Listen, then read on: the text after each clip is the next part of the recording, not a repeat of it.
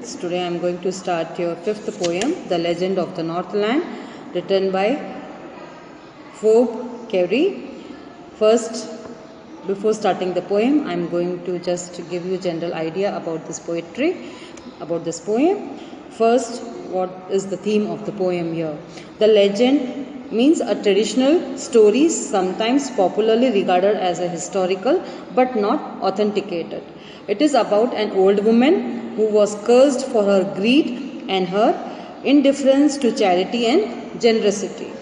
The main idea of writing The Legend of the Northland is to insist in the minds of the children the value of kindness, generosity and charity, irrespective of who the person is, otherwise one could have to face the consequences. So in this poem, the poet just wants to give the children's a general moral values, make the children learn about the moral values of life. What is a legend? First of all, you have to know what is a legend and why is the poem called a legend here. The legend is an old traditional story, usually with a moral teaching. The story is a narration for children. The poet in the very onset says that she does not believe this tale to be true. This poem is called a legend because it teaches the purpose and the value of generosity and the charity to all fellow beings. तो legend का मतलब क्या है? Main poem में यहाँ पर ये legend of the Northland क्यों इसका टाइटल रखा? Legend means a traditional story, पारंपरिक एक कहानी जिसके अंदर एक शिक्षा छुपी हुई है, एक मॉरल टीचिंग छुपी हुई है.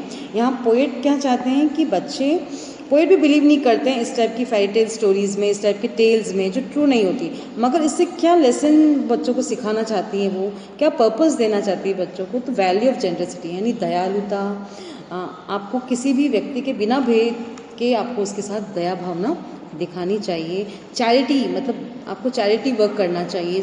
सारे इंसान जो हैं इस धरती पे उन्हें चैरिटी करनी चाहिए, चाहे कोई भी आपके यहाँ आए, without any caste, race, discrimination. You have to know the value of generosity and charity to all the fellow beings here. The poet wants to just describe you. And this poem is not, the story in this poem is not true. It is just has a moral values here. It is a legend as human cannot be changed to birds or vice versa. The main purpose of the story is to teach and ingrain in the minds of the young the value of generosity, charity without any discrimination. So first I am going to just give you the summary of the poem and then I am going to start the stanza wise explanation. In Northland, there lived a little woman in a cottage. She was baking delicious cakes in the evening.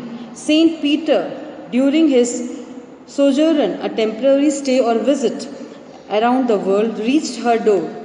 He was very tired and hungry, as he had been preaching all the day and had not eaten any food. He asked her for a piece of cake. She was an ungenerous and close-fisted woman.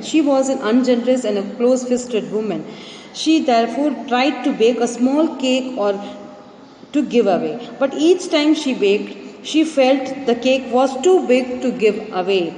Ultimately, she tried to bake a paper-thin cake, which also turned big in her estimation. She began to wonder how the cakes that were meant for others seems big to her, and those that were meant for her to eat seemed very small. The final cake was also put on the shelf.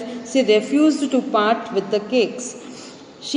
This angered the saint, who was hungry and faint. He told her that she did not deserve to be a human being, nor did she deserve to live in the house and have a fire to keep her warm.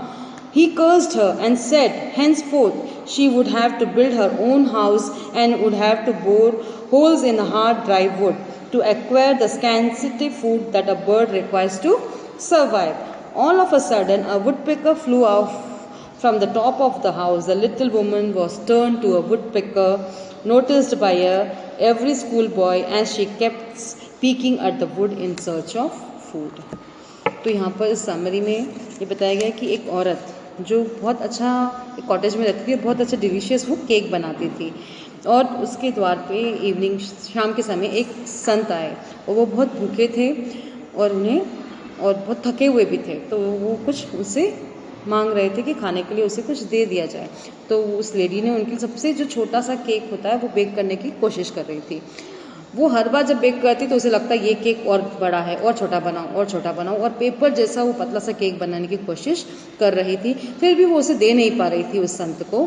तो संत को गुस्सा आ गया, उन्होंने उसे श्राप दिया कि तुम इंसानियत के नाते तुम्हें यहाँ पर रहने का कोई हक नहीं, अधिकार नहीं, तुम्हें भी ऐसे ही दर दर भटकना पड़ेगा और अपने आप के लिए भोजन तलाशना पड़ेगा।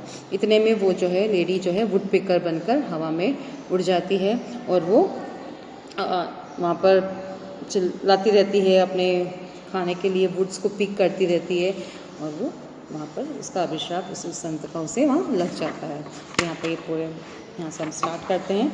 Explanation of the poem. First stanza.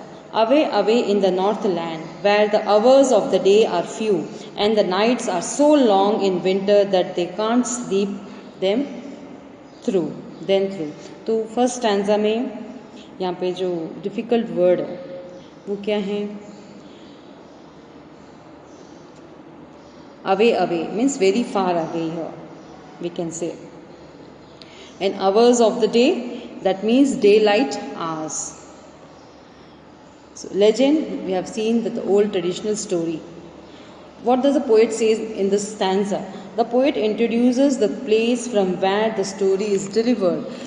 The story is delivered from Northland. The name of the place is Northland. The poet says that the days are short and the nights are long. It is only during winters we can see that the days are short and the nights are too long. So it is difficult to sleep for so many hours in the dark throughout the night.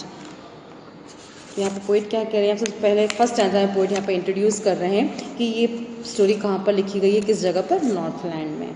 अब poet कह रहे हैं कि यहाँ ठंड का समय है, दिन छोटे और रात बहुत लंबी होती है, तो बहुत मुश्किल है पूरी रात सोना, क्योंकि रात बहुत लंबी है। Throughout the night it's very difficult to sleep for so many hours, इतने घंटों तक सोना बहुत मुश्किल है। Second stanza. Where they harness the swift reindeer to the sledge when it snows, and the children look like bear's cubs in their funny furry clothes. Difficult words in the stanza is harness means tie, reindeer means deers found in the cold region to draw their sledge, fury means made of fur. तो यहाँ पर explanation second stanza का।